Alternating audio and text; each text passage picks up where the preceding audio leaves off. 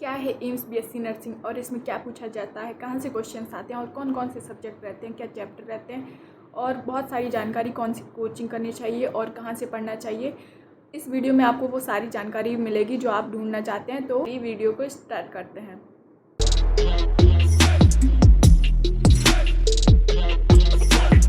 AIIMS BSc nursing एक 4 साल का डिग्री कोर्स होता है और अगर हम बात करते हैं कि इसे कौन दे सकता है तो इसे केवल गर्ल्स दे सकती हैं। और नर्सिंग केवल लड़कियां कर सकती हैं ऐसा बिल्कुल नहीं है, लड़के भी कर सकते हैं, लेकिन एम्स बीएससी नर्सिंग केवल गर्ल्स के लिए। तो अगर बॉयज़ को एम्स चाहिए तो वो पैरामेडिकल का कोर्स ले सकते हैं, क्योंकि एम्स से पैरामेडिकल गर्ल्स और बॉयज़ दोनों ही दे सकते हैं। और अब हम बात करते हैं क्वालिफिकेशन की। तो देखो इसकी क्वालिफिकेशन क्या है, कौन स्टूडेंट एम्स बीएससी नर्सिंग दे सकता है।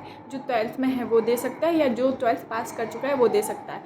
तो देखो जो अभी 12th में अपियर है वो भी दे सकते हैं और जो पास आउट हो चुके हैं वो भी दे सकते हैं। और अगर आपने, वैसे तो ये सिर्फ गर्ल्स ही कर सकते हैं जिसने 12th में बायो से किया हो और आपका मैथ एडिशनल है, तब भी आप इस कोर्स को कर सकते हैं। तो अगर आप किसी भी बोर्ड से हैं तो आप इस एग्ज़ाम को दे सकते हैं। और अब बात करते हैं क्वालिफ़िकेशन नंबर की। तो अगर आप यूआर कैटेगरी से हैं, ईडब्ल्यूएस कैटेगरी से हैं, ओबीसी कैटेगरी से हैं तो आपके 12th में मिनिमम 55% मार्क्स होने चाहिए। और अगर आप एससी या एसटी कैटेगरी से हैं तो आपके 12th में 50% मार्क्स होने चाहिए। और अब हम बात करते हैं सिलेबस की। तो देखो एम्स ने ऐसा कोई सिलेबस फिक्स नहीं किया कि यही सिलेबस है, ये आएगा, पर 11th और 12th की एनसीईआरटी से ही क्वेश्चंस आते हैं और इंडिया का जीके आता है। तो और एक स्टूडेंट ने मुझसे पूछा था कि क्या चैप्टर हैं दीदी, मुझे बता दीजिए। तो मैं यहाँ पे आपको चैप्टर दे देती हूँ, तो आप देख लीजिए कौन कौन से चैप्टर आते हैं।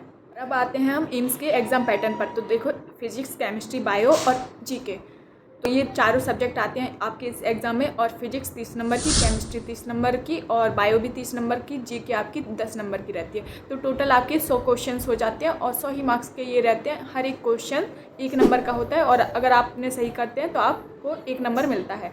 और अगर आप गलत करते हैं तो आपकी नेगेटिव मार्किंग इस एग्ज़ाम में होती है, वो होती है -1/3।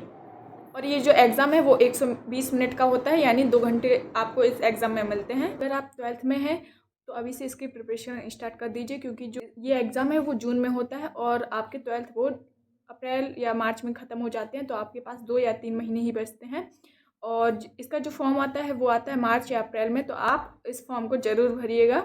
तो अब हम बात करते हैं रजिस्ट्रेशन फ़ीस की। तो अगर आप जनरल कैटेगरी या ओबीसी कैटेगरी से हैं तो आपकी फ़ीस 2000 रुपये लगेगी। और अगर आप ईडब्ल्यूएससी या एसटी कैटेगरी से हैं तो आपकी फ़ीस 1600 रुपये लगेगी। और अगर आप फिज़िकल हैंडीकैप हैं तो आपकी कोई फ़ीस नहीं लगेगी, ये आपके लिए बिल्कुल फ्री है। आप फ्री में इसका रजिस्ट्रेशन कर सकते हैं। अब बात कर लेते हैं, अगर आपने ये एग्ज़ाम क्लियर कर लिया तो आप एम्स में पहुंचने के बाद क्या क्या वहाँ कितनी फ़ीस होती है और आपको कितनी फ़ीस पे करनी होती है हर एक हॉस्टल के लिए, मेस के लिए, और सॉरी हर एक नहीं, मेस अपने हॉस्टल के लिए, मेस के लिए और वगैरह। जो आपकी बीएससी नर्सिंग है वो 3 से 4000 रुपये में पूरी हो जाएगी आपका फुल कोर्स। और आपको इसमें हॉस्टल फ़ीस पे करनी होगी 1000 रुपये, तो वो आपको जब कोर्स कंप्लीट हो जाएगा तो वो आपको रिफ़ंड हो जाएगी। और अगर आप नर्सिंग करते हैं तो आपको पर मंथ 500 रुपये स्टाइपेंड के रूप में मिलता है। और जब आप इंटर्नशिप यानी 6 महीने की इंटर्नशिप करते हैं तो आपको पर मंथ 13,500 रुपये मिलते हैं। तो अगर आप एम्स की स्टडी करना चाहते हैं और आपको कोचिंग के बारे में नहीं पता है तो आप nursing to NORCET, Vijay education और बीए भोपाल एकेडमी, इन सभी से कर सकते हैं। और कुछ यहाँ भी दिए गए हैं तो आप ये दे सकते हैं। अब बात करते हैं कि कौन कौन से एम्स हैं, कितनी सीट हैं। तो वो ये हैं, आप देख सकते हैं। और अगर आपको अभी भी कुछ डाउट है तो आप कमेंट सेशन में मुझसे पूछ सकते हैं, मैं आपका आंसर ज़रूर दूंगी।